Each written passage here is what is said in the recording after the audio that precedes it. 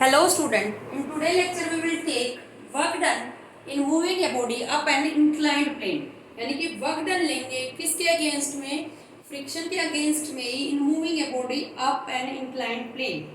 Inclined plane मतलब कोई भी प्लेन बना हुआ है और उसमें कितना इंक्लिनेशन एंगल कितना है, आपका एंगल ऑफ रिपोज कितना है, थीटा है आपका. तो उस केस में आपका इन प्लेन की जो ये डिस्प्लेसमेंट है ये कितना है, एस है.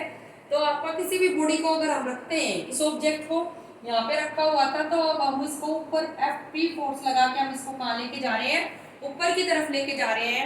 तो आपका P फोर्स क्या करेगा, आपका जो ये mg वेट था ये क्या आ जाएगा, यहाँ पर आ जाएगा.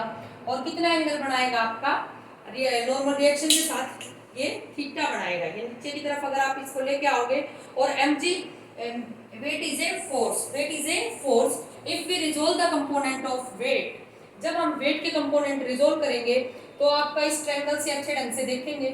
आपका ये हमेशा, वैसे पहले भी कई बार हम इस चीज को डील कर चुके हैं कि जो थीटा के साथ वाला होता है ना बच्चे, उसके साथ तो आएगा mg cos थीटा. थीटा के साथ वाले के साथ क्या आएगा, mg cos थीटा. और परपेंडिकुलर के साथ क्या आएगा, थीटा के सामने वाले के साथ आएगा mg sin थीटा. थीटा के सामने वाले के साथ क्या आएगा, mg sin थीटा. अब आपको mg sin थीटा की ये एरो नीचे की तरफ कैसे पता चली वो देखिए. अब आपका इसमें triangle law of vector addition लगाएंगे. Triangle law of vector addition जब लगाएंगे तो सेम ऑर्डर में होना चाहिए. ये दो साइड क्या होंगी ट्रायंगल की, सेम ऑर्डर में. तभी तो क्या आएगा, ये रिजल्टेंट किस में आएगा, अपोजिट ऑर्डर में. क्योंकि ये जो आपका है ये इसका रिजल्टेंट है, इसी के तो कंपोनेंट रिजोल्व करे गए हैं आपका. तो उसके बाद और ये थीटा और ये थीटा क्या रहेगा, हमेशा सेम रहेगा. अगर यहाँ पे थीटा लेते हैं तो यहाँ पे भी क्या आएगा, थीटा. क्योंकि उस प्लेन के ऊपर ही तो वेट डिस्प्लेस करा है थीटा एंगल से आपका. क्यों, क्योंकि जैसे कोई ऑब्जेक्ट है इस बोर्ड इस तरह से रखा हुआ है. अब धीरे धीरे इस वेट को ऐसे करोगे तो आपका वेट क्या आता जाएगा, वर्टिकली डाउनवर्ड. और कितने एंगल से, जितने पे वो इंक्लाइंड प्लेन रखा हुआ है. अब बात समझने की है, इक्विलिब्रियम कंडीशन में आपका R किसको बैलेंस करेगा, mg cos थीटा को. R किसको बैलेंस करेगा, mg cos थीटा को. दूसरी चीज जो कि बहुत ध्यान से समझनी है बेटा, वो क्या है आपका, इस बॉडी को मेरे को नीचे से ऊपर की तरफ अगर लेके जाना है तो आपका फोर्स की वैल्यू क्या होगी, कम से कम कितना फोर्स होगा. तो एक फोर्स तो होगा mg sin थीटा, क्योंकि वो भी डाउनवर्ड है. और F के क्या है, force of kinetic friction. Kinetic friction की वैल्यू भी कहाँ है, वर्टिकली डाउनवर्ड है. डाउनवर्ड क्यों है, क्योंकि अगर हम फोर्स ऊपर की तरफ लगाएंगे तो उसके अपोजिट डायरेक्शन में हमेशा काइनेटिक फ्रिक्शन लगता है. तो अपवर्ड डायरेक्शन ये रही, तो इसकी अपोजिट डायरेक्शन यही तो होगी. तो कम से कम अगर बॉडी को मूव करवाना है तो कम से कम mg sin theta plus F के इक्वल आपकी फोर्स की वैल्यू होनी चाहिए. तब वो बॉडी कहाँ जाएगी, आपका मूव करेगी. अब हम क्या जानते हैं, अब हम जानते हैं F के is directly proportional to R. हम जानते हैं F के is directly proportional to R. जब डायरेक्टली प्रोपोर्शनल को रिमूव आउट करते हैं तो we put a constant coefficient of kinematic friction. Coefficient of kinetic friction mu क्या आ जाएगा. और R किसके इक्वल है, अभी बताया, R किसके इक्वल है, mg cos थीटा के. mg cos थीटा के. उसके बाद after putting this value of F के we get P equals to mg sin theta plus mu के mg cos theta. And from this equation हमें क्या दिख रहा है बच्चे, कि दोनों के अंदर mg क्या है, कॉमन है. इसमें भी और अगले फैक्टर में भी क्या है, mg कॉमन. तो take out mg outside and inside में क्या बचेगा आपका sin थीटा प्लस म्यू के cos थीटा. तो आपका वर्क डन का क्या फार्मूला होता है, सेम जो पिछले लेक्चर में भी डील करा हमने, कि work is said to be done when we apply a force on a body and it displaces some position. It displaces a position. तो यहाँ से पोजीशन ये डिस्प्लेस कर रही है, कितना पोजीशन डिस्प्लेस कर रही है, s डिस्प्लेस कर रही है. तो आपका क्या आएगा, अब फोर्स भी इसी डायरेक्शन में, अप्लाइड फोर्स और डिस्प्लेसमेंट भी इसी डायरेक्शन में है, तो दोनों के बीच में एंगल कितना बनेगा, cos 0. क्योंकि वर्क डन होता है आपका P डॉट S. अब आपका cos 0 हो जाएगा, क्योंकि दोनों के दोनों किसमें है, सेम डायरेक्शन के अंदर है. cos 0 होने की वजह से ये cos 0 क्या हो जाएगा, 1. After putting the value of P and S, तो we get a work work done. किस केस में? Work done in moving a body up and inclined plane. Next देखिए, acceleration of a body sliding down and inclined plane, यानी कि acceleration निकालनी है कब? जब कोई भी बॉडी स्लाइड कर रही है down and inclined plane with a acceleration से, वो कहाँ आ रही है? नीचे की तरफ आ रही है। तो देखिए बेटा, आपका फिर सेम वही चीजें, थीटा किसी इंक्लाइंड प्लेन, कोई भी ऑब्जेक्ट है जिसका वेट mg है, या कोई भी बॉडी है जिसका मास m है, उसको किसी इंक्लाइंड प्लेन में रखा हुआ है और उसका एंगल ऑफ इंक्लिनेशन कितना है? थीटा, या एंगल ऑफ रिपोज कितना है? थीटा। अब आपका जैसे ही आप इसको इस तरह से टिल्ट करोगे तो वेट आपका कितने एंगल से टिल्ट हो जाएगा? कितने एंगल से? यहाँ पे आएगा आपका थीटा एंगल से। उसके बाद after resolving, weight is a force और we will resolve the component of mg। mg cos theta कहाँ आएगा? थीटा के साथ वाले के साथ mg cos थीटा, और थीटा के सामने वाले परपेंडिकुलर के साथ क्या आएगा? mg sin theta. उसके बाद जब हम इक्विलिब्रियम कंडीशन देखेंगे तो r equals to mg cos theta, r equals to mg cos theta.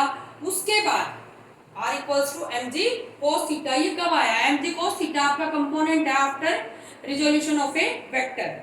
उसके बाद आपका क्या होना चाहिए? अगर बॉडी नीचे की तरफ आ रही है तो उस कंडीशन में कब वो नीचे की तरफ आ सकती है? नीचे की तरफ सिर्फ ये फोर्स लग रहा है, मान लो mg sin थीटा और f के। बॉडी कब नीचे की तरफ आएगी? जब mg sin थीटा फोर्स बड़ा होगा किसके कंपैरिजन में? f k. और f के कौन सा फोर्स है? काइनेमेटिक फ्रिक्शन है, और जो कि अपोजिट डायरेक्शन में लगेगा, क्योंकि बॉडी नीचे की तरफ आ रही है तो f के को कहाँ लगना पड़ेगा? अपवर्ड डायरेक्शन में लगेगा। तो आपका फोर्स की वैल्यू होगी बेटा, उस फोर्स की वैल्यू होगी जो जिस एक्सेलरेशन से वो बॉडी नीचे की तरफ आएगी, उस फोर्स की वैल्यू होगी mg sin theta minus f k. mg sin theta minus f k. और हम क्या जानते हैं लॉ ऑफ काइनेमेटिक फ्रिक्शन से? f k is directly proportional to r। f k is directly proportional to normal reaction, और normal reaction body का क्या है? r। उसके बाद आपका we put a, after removing any directly proportional in physics, then we put a constant that is mu k, and mu k is nothing but coefficient of kinematic friction, coefficient of kinetic friction, coefficient of kinetic friction। उसके बाद आपका value क्या डाल दी? f की जगह पे mu k r, और r की वैल्यू हमें पता है फर्स्ट से क्या मिली? mg cos theta, mg cos theta डालिए। उसके बाद take out mg common, and अंदर क्या रहेगा? sin theta minus mu k cos theta. उसके बाद m से m कैंसल, तो a equals to g sin theta minus mu k cos theta। This is the required formula for acceleration of a body sliding down an inclined plane। Next is numerical। A block of metal of mass 50 ग्राम, एक block है जो कि किसका है? Metal का है। कितने ग्राम मास है उसका? 50 ग्राम। When placed over a inclined plane at an angle of 15, slide down without acceleration। Without acceleration का क्या मतलब है? कि जो एंगल ऑफ इंक्लिनेशन है 15, वो क्या है आपका? एंगल ऑफ रिपोज के इक्वल है। किसके इक्वल है? Angle of repose. क्योंकि वो क्या होता है? वो मिनिमम एंगल होता है जिस पे body just begins to slide down. कोई फोर्स नहीं अप्लाई करते, उस इंक्लाइन प्लेन पे रखते हैं और just begin to slide down. अब उसके बाद आपका म्यू के की वैल्यू क्या आ जाएगी? टेंजेंट आपका थीटा, और थीटा कितना हो जाएगा? Tangent 15 degree. अब 15 डिग्री टेंजेंट 15 को सोल्व करेंगे तो 0.2679 आ जाएगा। एंगल ऑफ इंक्लिनेशन अब कितना कर दिया है? इंक्रीज बाय 15 तो पहले था, लेकिन अगर हम 15 बढ़ा देते हैं तो उस बॉडी के अंदर क्या आ गई? एक्सेलरेशन आ गई। क्या आ गई? एक्सेलरेशन आ गई। अब आपके माइंड में क्वेश्चन आ रहा होगा कि ऊपर वाले क्वेश्चन में विदाउट एक्सेलरेशन कैसे हो सकता है? हो सकता है फ्रिक्शनल फोर्सेस के केस में ही आपका इस तरह का कंडीशन आती है, क्योंकि बॉडी क्या है? यूनिफॉर्म वेलोसिटी से भी तो मूव कर सकती है। बॉडी क्या कर सकती है? यूनिफॉर्म वेलोसिटी से भी तो मूव कर सकती है। तो आपका इसमें सेकंड केस में जब एंगल ऑफ इंक्लिनेशन को क्या कर दिया हमने? 15 बढ़ा दिया, तो 15 हमारे पास पहले था, 15 क्या हो जाएगा? 30। तो f equals to mg sin theta minus f k diagram से, जो कि आपको अभी डेरिवेशन में भी समझाया है। तो आपका a की वैल्यू क्या आ जाएगी बेटा? a equals to g sin theta minus mu के cos थीटा, डायरेक्ट फार्मूला डालिए, sin 30। उसके बाद ये सोल्व आउट करने के बाद we get acceleration equals to 2.6 metre second minus 2। अब देखिए 2 ब्लॉक्स हैं, एक का मास है 2 kg और दूसरे का है 5 kg, are connected by an ideal string मतलब उसका मास नेग्लेक्ट करेंगे, मास नहीं लेंगे, मतलब हल्का स्ट्रिंग होगा। पासिंग ओवर ए पुल्ली, ये पुल्ली लगी हुई है, इसके ऊपर से पास करा तो block of mass 2 kg is free to slide on the surface, यानी कि 2 kg का जो मास है वो फ्रीली स्लाइड कर रहा है on a surface inclined at an angle 30, उस सरफेस के ऊपर जितना उसका एंगल ऑफ इंक्लिनेशन कितना है आपका 30 degree with the horizontal, horizontal के साथ, तो ये हॉरिजॉन्टल रहा और इसके साथ एंगल कितना बड़ा 30 degree. Where as 5 kg blocks hangs freely, hangs मतलब हैंग करा हुआ है, 5 kg का ब्लॉक फ्रीली हैंग हुआ है और ये क्या कर रहा है, फ्रीली मूव कर रहा है अपवर्ड डायरेक्शन में। अब आपका किस एक्सेलरेशन से मूव करेगा, ये ए एक्सेलरेशन से मूव करेगा।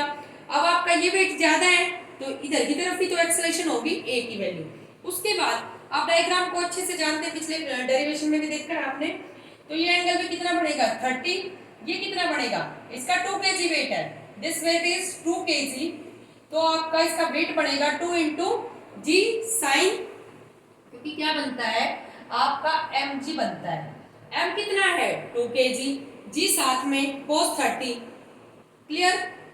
उसके बाद आपका ये बनेगा 5g, 5g क्यों, क्योंकि mg होता है m 5 इंटू जी। उसके बाद देखते हैं बॉडी कहाँ आ रही है 5 kg वाली, नीचे की तरफ, किस एक्सेलरेशन से आ रही है, a एक्सेलरेशन से नीचे की तरफ आ रही है, तो 5g फोर्स माइनस t क्या है टेंशन, स्ट्रिंग के अंदर हमेशा न्यूटन थर्ड लॉ से क्या लगेंगे आपका टेंशन, और tension is a type of a force, तो 5g minus t equals to 5a, यानी कि उस बॉडी के अंदर इतनी एक्सेलरेशन होनी चाहिए अगर ये कंडीशन है तो।